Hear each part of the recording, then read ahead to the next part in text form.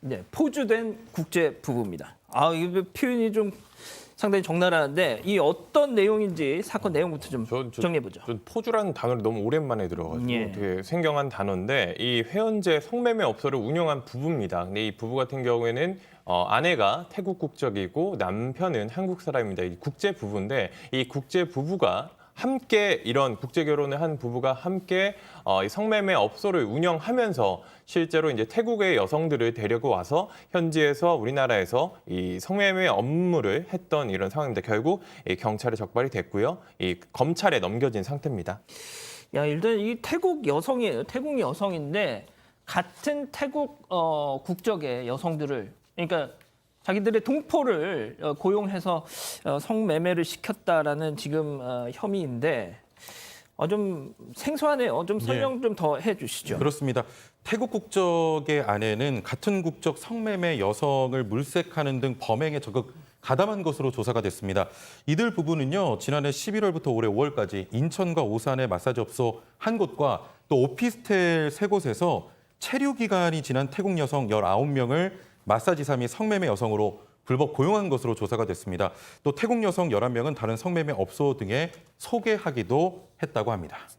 자, 소장님, 보통 저희가 이제 이런 불법 성매매 관련 소식을 전해드렸지만 여러 번 전해드렸지만 보통 한국인 고용주 그리고 외국인 여성 뭐 이런 식의 이런 사건 내용들은 뭐 많이 접했지만 같은 태국인 여성이 같은 태국인 여성들을 고용해서 불법 성매매를 했다?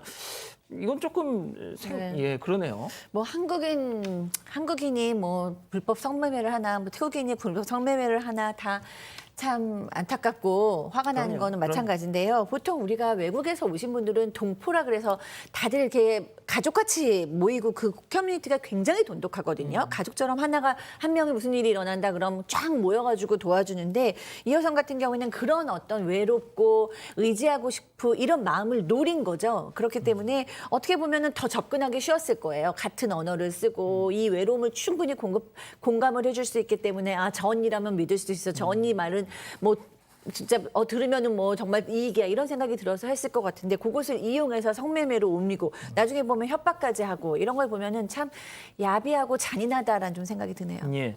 자, 정리하면은 한국 남성 이 남편이죠. 그리고 태국 여성 부인. 근데 이 국제 부부가 각자의 어떤 역할을 이렇게 나눠서 굉장히 뭐 체계적으로 이런 범행을 이끌었다고요. 그러니까 외곽을 남편이 꾸민 거죠. 돈을 빌려서 자기 이름이 아닌 다른 사람의 이름으로 오피스텔이라든가 마사지 업소를 빌리고 운영을 하고 그다음에 내부에 일할 사람들은 아무래도 언어 문제라는 것도 있고 그다음에 뭐 상황 같은 것들도 아내가 태국 국적이니까 잘 알 수 있으니까 그렇게 사람들을 끌어모으고 그렇게 또 끌어모은 여성들에게 고금리의 사채를 쓰도록 해서 묶어놓는 거죠. 어디 가고 싶어도 못 떠나게 만들어 놓은 겁니다.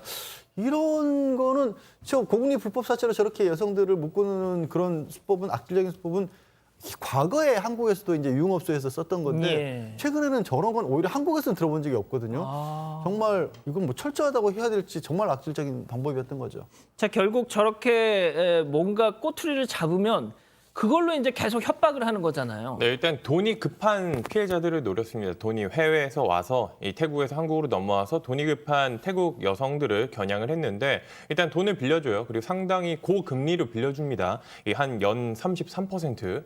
이 말도 안 되는 금리인데 이거를 어떤 걸 담보로 하느냐? 여권을 받습니다. 여권을 담보로 돈을 빌려주고 고금리를 하는데 이 해외에서 외국에서 왔기 때문에 여권을 뺏기면 아무것도 할 수 없는 그리고 도움을 받기 어려운 상황이 되거든요. 이런 상황에서 변제가 늦어지면은 심지어 은밀한 신체 사진과 신상을 소셜미디어에 게시해 놓습니다.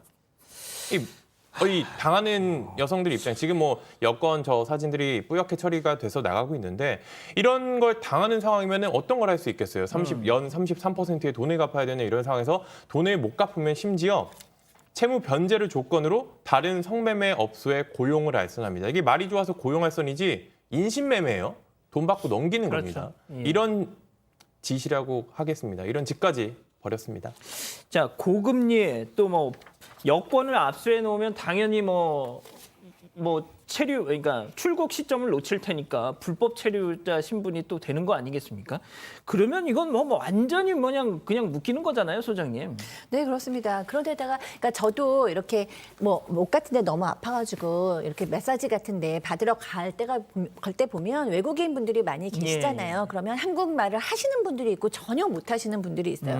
그럼 저는 그런 걱정이 들었어요. 이렇게 한국말을 하나도 못하면 위기 상황이 일어나거나 어려운 일이 일어날 때 이분이 어떻게 해결을 할까라는 생각이 들었거든요. 이제 그때 도와주는 사람들이 바로 이런 사람들이죠. 한국에 뭔가 가족도 있고 연고가 있고 한국어도 할 수 있는 사람들. 근데 이 사람들이 이런 식으로 악질적으로 범죄를 저지른 것도 모자라서 이게 약간 변제가 안 되면 뭐 SNS 같은 데서 신체의 일부분을 노출시키는 거죠. 그러면 이 여성은 느낄 때 이 사람들은 모든 걸 다 밝힐 수도 있고 더 심각한 것도 다 올릴 수 있겠구나. 더 두려움을 갖고 그 사람들한테 굴복할 수밖에 없죠.